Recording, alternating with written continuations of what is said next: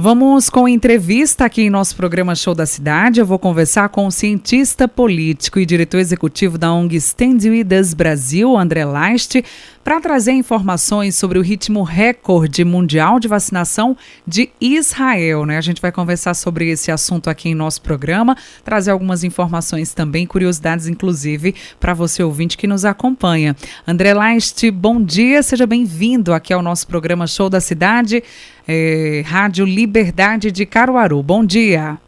Bom dia a todos. Obrigado pelo convite.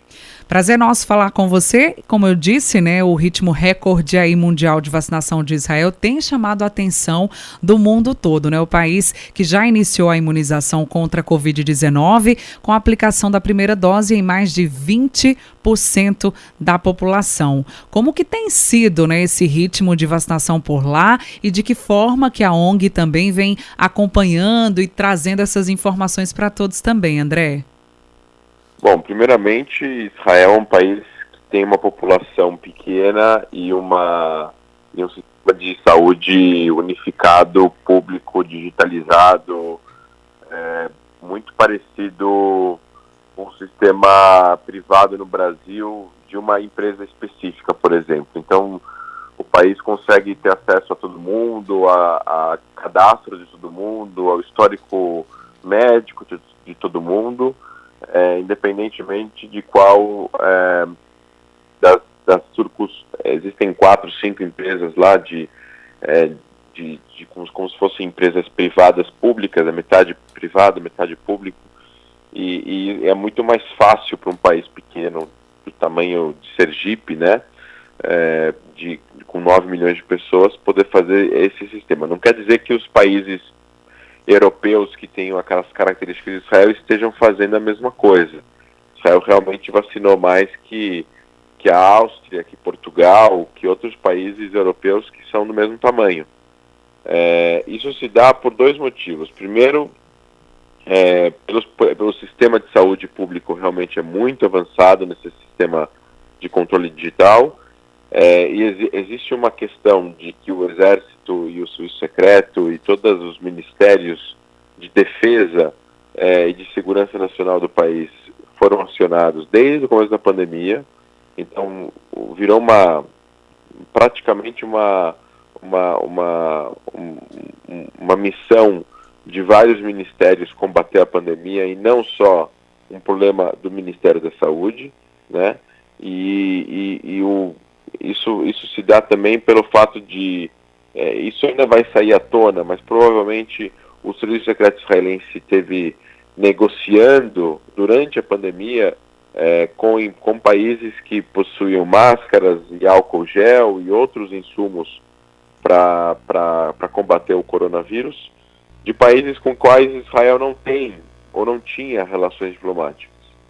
Isso se dá pelo fato de... Isso são missões que o próprio Serviço Secreto é responsável, ou seria responsável em outros casos. Então, Israel, no final das contas, acabou saindo à frente por causa dessas características que a gente está colocando aqui. E aí também tem o fator de o primeiro-ministro de Israel ter colocado isso como um projeto pessoal dele. Quando um primeiro-ministro ou um presidente coloca como um projeto pessoal dele resolver o problema da vacinação no seu país, isso vai acabar acontecendo. Então, juntando tudo isso, Israel já vacinou 20% da população. Perfeito. E quando você traz essas informações aqui, né, de que por lá eles colocaram, né, como missão, não só de apenas um ministério, mas de vários ministérios, combater a pandemia, a situação do sistema de saúde público bem avançado, né, com dados e informações bem precisas, como você colocou, da população, e o fato do primeiro-ministro ter colocado aí como projeto pessoal resolver essa situação da pandemia. Não tem como a gente não fazer essa comparação, né? Inclusive, nos últimos dias tem sido feita essa comparação com o nosso sistema, com a situação aqui do país. Então, só esses principais pontos que você coloca já dá para perceber que são bem diferentes do que aqui no nosso país, né, André? Na verdade, assim, o Brasil, ele é um exemplo de vacinação, especificamente de vacinação, né? Quando o Brasil quer e já quis vacinar em massa, ele vacina milhões e milhões de pessoas. É um dos melhores sistemas de vacinação, né? Que o SUS consegue promover. O Brasil é um país gigantesco, continental, com outras características bem diferentes de Israel. O que está acontecendo no Brasil, na minha opinião, eu não sou cientista político do Brasil, é uma crise política que está afetando a tomada de decisão. E aí o que acontece? Você tem também o sistema federativo, que você tem os estados podem tomar as decisões, que é o que aconteceu no final das contas. São Paulo tomou as decisões de começar a vacinação em janeiro, e tem estados que não vão começar a vacinação em janeiro. Ainda assim, eu acho que se existisse um consenso de que a vacinação é algo tão importante quanto respirar um ar, que a gente respira todos os dias, não deveria existir nenhum tipo de discussão em relação a isso. Uhum. Agora, como o Brasil vai conseguir 100 milhões de doses, ou 150 milhões de doses, ou até mais, para começar a vacinação, é uma outra pergunta.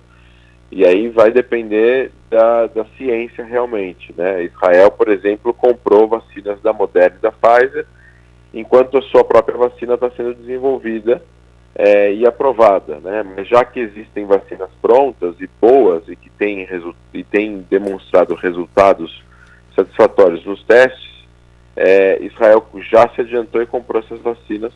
Essas vacinas estão sendo usadas em Israel para poder vacinar a população. As vacinas da Moderna e da Pfizer são as que estão sendo utilizadas.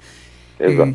Em relação ao posicionamento das próprias autoridades por lá e das medidas, né, que foram adotadas e que ainda estão sendo adotadas no país, porque nós ainda estamos nesse processo, né, de pandemia, mesmo que a expectativa de lá é que eles retornem, né, já aí possam reabrir a economia já em meados de março. Mas quais medidas estão sendo adotadas? São as mesmas? Tem alguma medida que se diferencie das demais que são tomadas? As medidas relacionadas à economia... Ao combate. Primeiro ao combate à pandemia, depois você pode falar da economia também. Olha, Israel foi muito mais severo em relação a lockdown e a toda a questão da quarentena durante os meses a primeira quarentena que Israel impôs, né, o primeiro isolamento social de proibição foi muito severo. As pessoas não podiam sair de casa até 20 metros e existiam vários postos policiais nas ruas que impediam as pessoas, vários blitz nas ruas que impediam as pessoas de saírem de casa ou da cidade para pegar estradas. Então estava praticamente fechado, você não conseguia sair de carro, a não ser que você tinha um motivo, ou um trabalho crucial em algum lugar que tenha esse tipo de autorização, um hospital, um supermercado, ou realmente se você estivesse indo fazer compras, por exemplo, comprar comida, você está indo no supermercado. Mas tudo isso tem a ver com a forma como o país entendeu a gravidade do problema, né? Então, Israel sabia quantos leitos de UTI tem, quantos leitos de respiradores tem, e se esse número chegar a 80%, 70% de lotação, é um perigo nacional, porque as pessoas vão depois morrer a caminho do hospital ou na porta do hospital sem ter aonde serem ajudadas. Isso é visto como um problema de segurança nacional para Israel, não um problema de só saúde pública. Então, Israel aplicou 3 lockdowns. Então, é como se aqui no Brasil a gente teve um lockdown, né, mais longo, né, de as coisas fechadas, só que a gente podia sair de casa, a gente podia viajar de carro para outros lugares e tudo mais. Na Argentina já era mais difícil sair da província, as províncias estavam fechadas, né, não tinha como você mudar de província uma para outra, seriam os estados lá. Em Israel, teve um lockdown que acabou em meados aí de maio, depois reabriu, Israel chegou até 10 infecções por dia, e depois voltou a crescer, agora está com 8.000 infecções por dia, que é um número muito alto, nunca chegou a esse número. Agora com a vacinação e com o lockdown, eles esperam que vai abaixar novamente, e que realmente voltar a subir vai ser mais, não vai ser tão alto, ou vai ser muito difícil subir por causa da vacinação. Uhum. Em relação, né, você já citou aí a questão do número de infectados atual, no caso por dia, quais os números no total até o momento, André, no que diz respeito à questão de infectados e de mortes no país também pela pandemia? Mortes em torno de 3.500, se não me falha a memória, ou entre 2 e 3.500 mais ou menos. E infectados, eu acredito que na casa de 2 milhões de pessoas infectadas. Uhum. Ou 1,5 milhão, mais ou menos, de israelenses infectados pela doença. Israel chegou a ter, no fim do primeiro lockdown, 240 mortes. E já era muita gente para o que o país entende como aceitável, né? Não existe mortes aceitáveis, e como Israel sempre combateu terrorismo e sempre tratou qualquer tipo de atentado como algo muito sério, mesmo que seja uma morte de um cidadão só, então 235 pessoas é muita gente. Agora foram 3.500, é mais do que morreu em todos os 4 ou 5 anos de intifada durante os anos 2000, somando todos os atentados suicidas. Então, é visto como um problema. Esse número é no total ou diário, André? Número de 3.500 mortos no total. Ok. Baixo, comparado Isso com eu perguntei países. porque justamente a gente pergunta porque aqui no Brasil, né, quando a gente chegou no pico, foram 1.000 ou mais de 1.000 por dia, né? Sim. Não, lá foram 3.000 e poucas pessoas no total, sendo que isso é um número considerado baixo, se você for considerar o número, a mortalidade por infectados, né? Sim. Outro questionamento também, né, que inclusive ainda continua sendo feito aqui, no que diz respeito à questão da testagem. Como foi esse processo, como se deu esse processo aí? Eles testaram muito, né, a população, fizeram e ainda continuam fazendo muitos testes? Como que se deu esse processo? Olha, o começo o que a gente estava falando no começo, em relação a toda a parte do combate, foi visto como algo muito sério. Então, assim, testagens foram feitas, Israel, no começo da pandemia, quando começou a ter os insumos para testagem, Israel foi um dos primeiros países a testar em massa. E abriram postos de testagem que você passava de carro e tudo mais. Israel chegou a ser o primeiro país a mais testar no mundo proporcionalmente. Chegou uma época a ser mais do que a Coreia do Sul, que era um dos países que mais testava. E isso seguiu, né, até o momento do fim do primeiro lockdown, que o país já ganhou a experiência em testagem em massa. Depois que começou a voltar a subir o número de infectados, era por causa dos testes e por causa das pessoas que ficavam doentes, que voltou a testar e voltou também o lockdown. Então os testes começaram logo no início, né? Em abril já existia uma forte campanha de testagens, em que inclusive a população recebia mensagem no seu celular dizendo que ela esteve próximo a uma pessoa que foi infectada e que ela deveria se testar. Então Israel utilizou não somente uma testagem em massa, como inteligência artificial para poder, inteligência artificial e até outras tecnologias para poder saber aonde está a população que pode estar infectada. Interessante, né? Bom, em relação ao plano de vacinação de lá, funciona da mesma forma que aqui no nosso país, que a gente tem grupos prioritários, né, e que mais ou menos Sim. nas campanhas de vacinação a gente já sabe quais serão aqueles grupos que vão ser prioritários para essa questão da Covid por lá. Também funciona dessa forma, André? Sim, começou com as pessoas idosas que moravam em asilos. Essa população terminou depois de uma semana, acredito eu, até um pouco menos.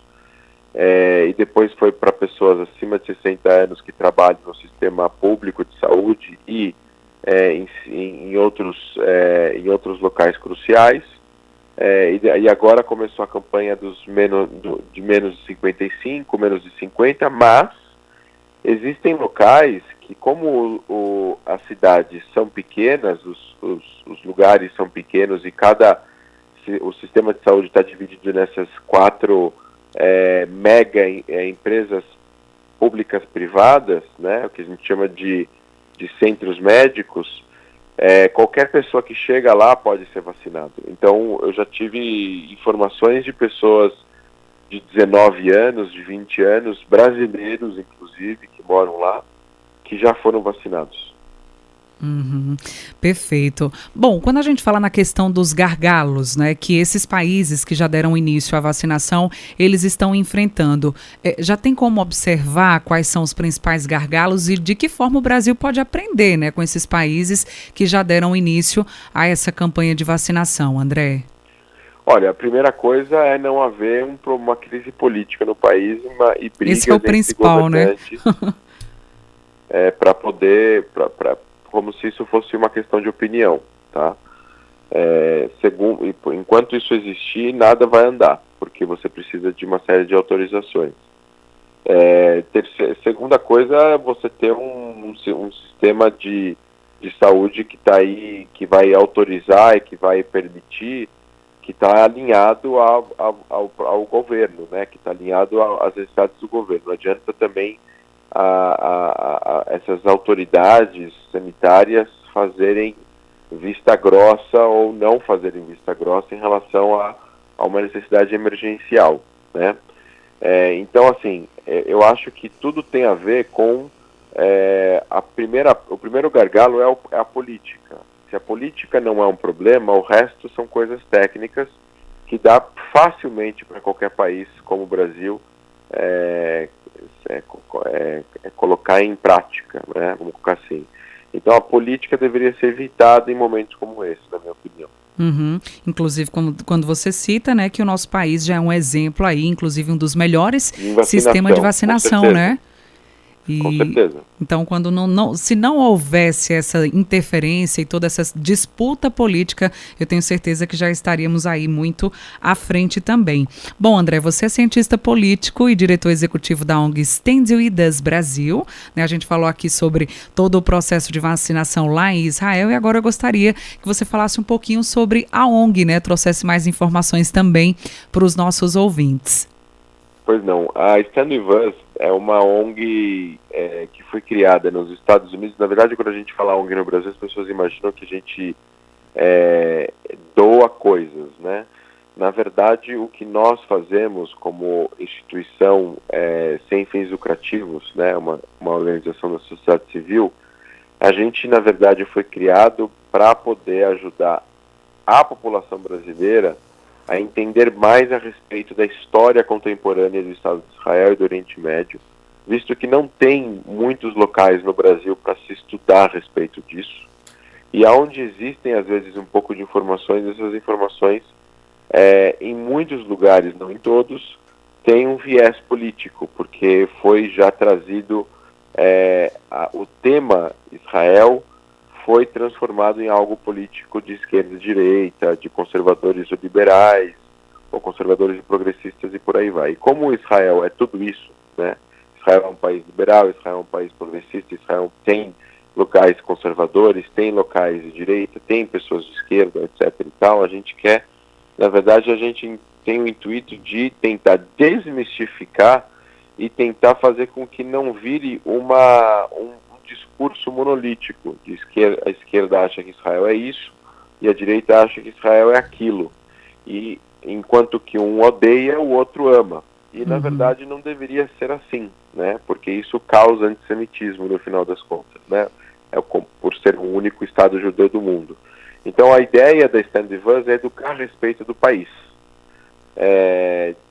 tentar elevar a qualidade da discussão e da parte acadêmica, eventualmente ajudar a mídia brasileira humildemente a entender mais a respeito de coisas relacionadas ao país. A gente tem acesso à língua local, aos jornais locais, a gente tem um conselho acadêmico que é especialista na história do país, reunida na instituição, e a gente o nosso trabalho está baseado em educação, aulas em universidades, escolas para professores, para alunos, cursos de extensão, cursos abertos ao público geral. Agora, nesse ano de pandemia, foi pelo Zoom, entrevistas com autoridades israelenses, diplomatas, pessoas ligadas à sociedade civil lá, governantes, autores, traduções de livros.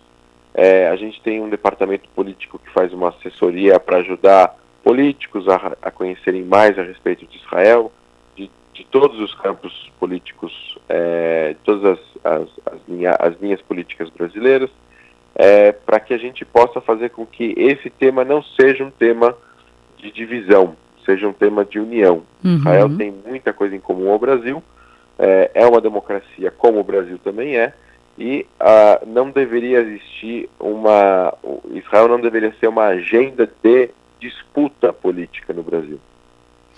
Perfeito. Em relação atualmente são quantos países, né, que possuem escritórios da ONG? A Stand With Us foi fundada nos Estados Unidos em 2001, tem alguns escritórios no território americano, devido ao tamanho também dos Estados Unidos. Tem um escritório no Canadá, na Inglaterra também tem um, e em Israel também tem um em Jerusalém. Existem atividades da Stand With Us em vários outros países, na África do Sul, na Holanda, na Rússia, na França, na Argentina, no México, mas escritórios físicos realmente de forma organizada, onde há um trabalho organizado com orçamento para ser feito e executado, foram esses países que eu falei: Canadá, Estados Unidos, Inglaterra, Israel e Brasil. Muito bem. Para o ouvinte que está acompanhando o nosso programa, né, a entrevista de hoje, que quiser mais informações sobre Israel, quiser buscar mais educação, né, através dessas informações e do conteúdo que vocês passam, como que eles podem fazer? Eu sugiro eles seguirem as mídias sociais da Stand With Us, né, Stand With Us, seria Fique Conosco, né, em inglês.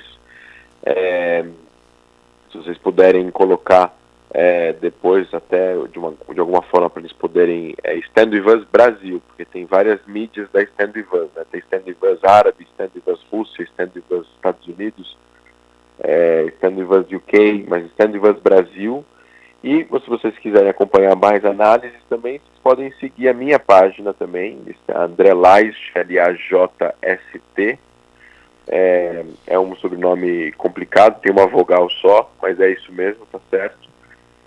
Tanto nas mídias sociais, no Facebook, no Instagram, como no Twitter também. Então o Stand With Us não está no Twitter, mas Stand With Us Brasil não está no Twitter, Stand With Us Internacional está no Twitter. Então vocês podem acompanhar também a Stand With Us Internacional em inglês no Twitter, ou a Stand With Us, e também, né, porque não, e também a Stand With Us Brasil no Facebook e no Instagram, e a minha página pessoal, que também eu publico a respeito de Israel praticamente todos os dias, nas minhas mídias sociais.